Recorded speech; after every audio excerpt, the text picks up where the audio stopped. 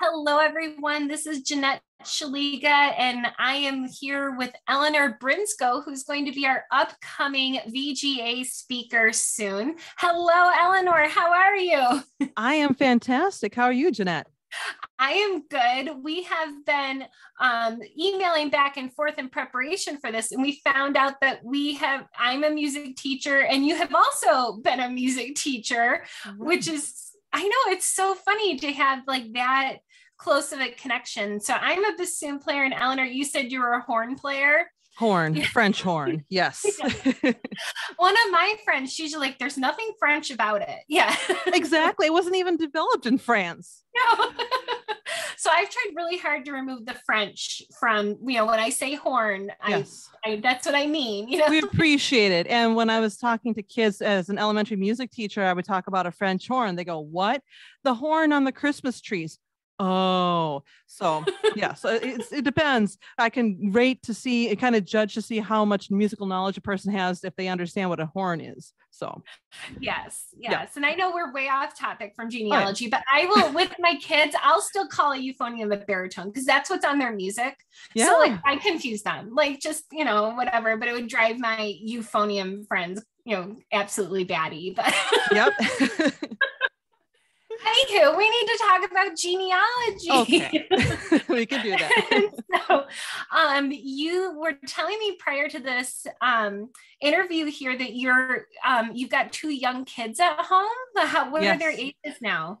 So I have a son who's 2.5, and I have a daughter that is 5 months old. And I'm still doing genealogy through all of this. And I carried both kids around inside when I was giving presentations before COVID. And when I'm sitting here on Zoom, and my daughter was just kick, and I was talking about Norwegian genealogy. So they've been in it from the very beginning. That's amazing.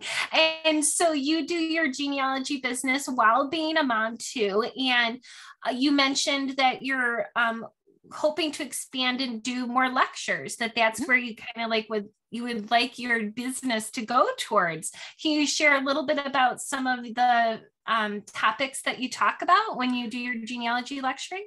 Sure. So one of the things when I started with giving presentations 6 years ago was just the very basics, how to do ancestry.com, how to do family search. And so I still have those ones. But as I became more and more comfortable with researching, with presenting, I was noticing the different holes of things I really wasn't seeing covered in Wisconsin.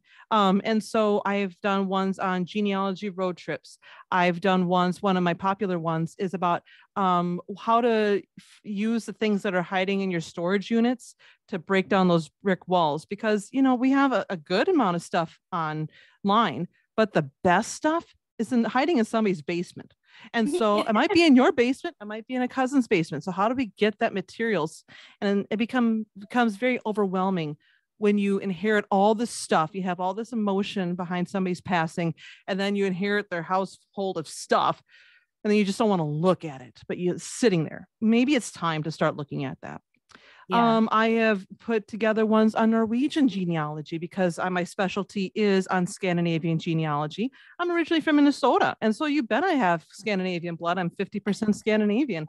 So I've developed a lot of Norwegian presentations, like how to do Viking genealogy research, how to find your family farm in Norway, church records, just a variety of different lectures in Norwegian genealogy. But I'm developing more as we got along. And for next year, talking about goals, Jeanette and I were talking about goals. I have 5 presentations I'm going to be developing next year that I already have written out the ideas. Now I just have to put it together. But this year, I'm having a brand new one I'm presenting for VGA. I'm presenting a brand new one this week also on Midwestern genealogy, because I'm in the Midwest.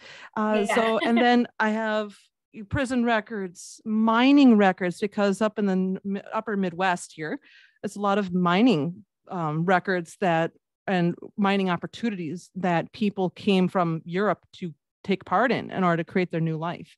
So I have a lot going on, and it's evolved greatly from just how to do ancestry.com. So I'm happy and excited, and I love doing the research. I love doing the reading, and I bet you do too.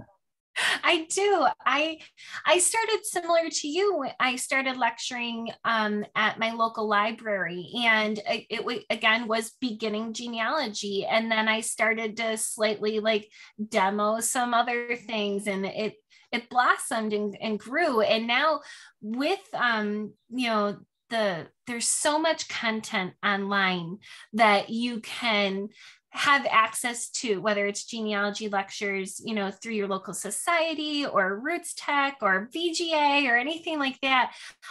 It's hard as a presenter to find something, I think, that hasn't been covered, or to come up with a unique way to present that material as well. So I appreciate all the work you're putting in, because I do as well, like right. Go ahead. Oh, go ahead. Go.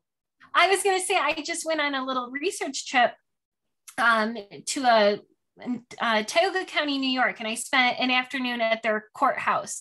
And I was so excited because one of the lectures I've come up with is on New York State censuses, and they had some of the original books there in the courthouse from 1825 and 1835. And I was like, and I didn't even have family in them, but I just wanted to hold them and cuddle, without clerks giving me like any side eye, but it gets your brain going, and how can I share what I've learned with others, and so I totally get what you're saying as far as like doing all the back research and learning, too.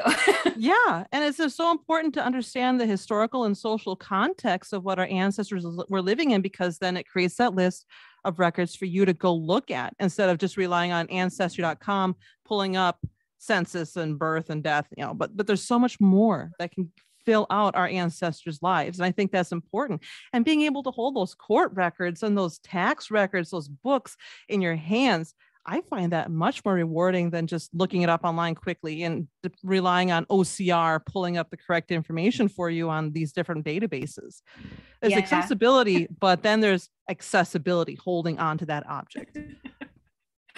I totally get it. So with all that you're doing with your lecturing, do you have time to even do your own research on your family tree? I do. I used to have a good balance between clients and presentations. And then I started tipping the scale to being just presentations. And with those presentations, I'm using my ancestors and my husband's ancestors to do the research and to use them as case studies and kind of being the driving point. I'm giving a presentation for the Wisconsin Historical Society in October on mining records. And I'm using my husband's ancestor, his great-grandfather, who came from the Czech Republic, now Poland, if I kept my finger on that map. Right. He came over to do iron mining. He was in charge of placing the dynamite in the holes. And he is actually the reason why my husband and I got together. This man who passed away in the 1930s is the reason why. And it's because I met my husband at a party. A mutual friend was hosting a Christmas caroling party. And with him, he was saying, oh, well, my grandpa doesn't know where his parents came from. They died when he was young. I go, I can help you there. And so he and I worked together. We presented his grandfather with this information. And what a pickup line you did. Exactly. And so we made our wedding family tree oriented. We had the tables set up in our family tree, so I can stand up where I was at the head table and see our family tree spread out. And so that was really cool. Wow. So yeah, it's been a lot of fun with doing that kind of stuff. So yes, I get to use his family. I get to use mine, and especially with my Norwegian ancestors, the trek about how they got from Norway up to the Red River Valley. So yeah, I get to use, that gives me an opportunity to research my ancestors. And when you're researching them, do you have any sort of favorite collection that you like to go to? Like, for me, I love looking in newspapers and city directories. And I know those are kind of easy to search if they've been digitized and everything, but to help tell the story in those year to year, like check-ins, or just, as you said, telling the stories, do you have any sort of favorite collections or sources that you use? Well, I'm going to answer this in two parts. The first part is I got to take part in the VGA 4th birthday celebration. Yes. And I spoke on finding aids. And I was inspired by that based on just seeing this hole that is not covered as much in presentations. But I was also inspired because my dad is an archivist for the Minnesota State Historical Society. And so that's what he's been doing for almost 40 years, is creating finding aids. And so I got to go, I was the kid who got to, take your daughter to work day. I got to go to the Historical Society every year and just sit there and watch them and go looking into the storage units and seeing these big boxes. And it's the big boxes. It's all these collections that were around that you needed a forklift to get up and take it down. It's the actual evidence. And so how do you find this information? It's from finding aids. You go to Archive Grid, or you can go to WorldCat to look up how to find these finding aids, going to the different historical societies. So finding aids is a really big deal for me. And that's one of my favorite resources. But digital, when I'm doing research for Norwegian genealogy, I use Digital Archivet, which is the national archives in Norway, and they have so much digitized. But also the National Library in Norway has a lot of great access. Libraries in general, even if they're a smaller library, the librarians know where to find the good stuff. They know. And my mom was a public librarian. And I have a master's degree in library and information science. I know these people. I know that they know where the good stuff is, where the rare stuff is. And if they don't have it, who has it? So they want to help you. They want to answer more than where the bathroom is. It's down the hall. Or answering how to fix the computer. So they want the challenge. So give it to them. But also don't just say, so open-ended that, you also have to go prepared with a specific question. Yes. So I teach a genealogy class from at the University of Wisconsin-Madison. And one of my proponents when I'm teaching this is I have experience on both sides of that reference desk. I have answered questions where I'm looking for a book and it was blue. Well, that's great. How can we narrow that down? And then asking, okay, how prepared do I need to be when I'm going and asking these questions? Or just getting some ideas about where to start. Or just, I found this book and I'm looking for this particular citation. So, they can help, but it's, right. It's like it's either open-ended or you can come in with one very, very fixed question. Right.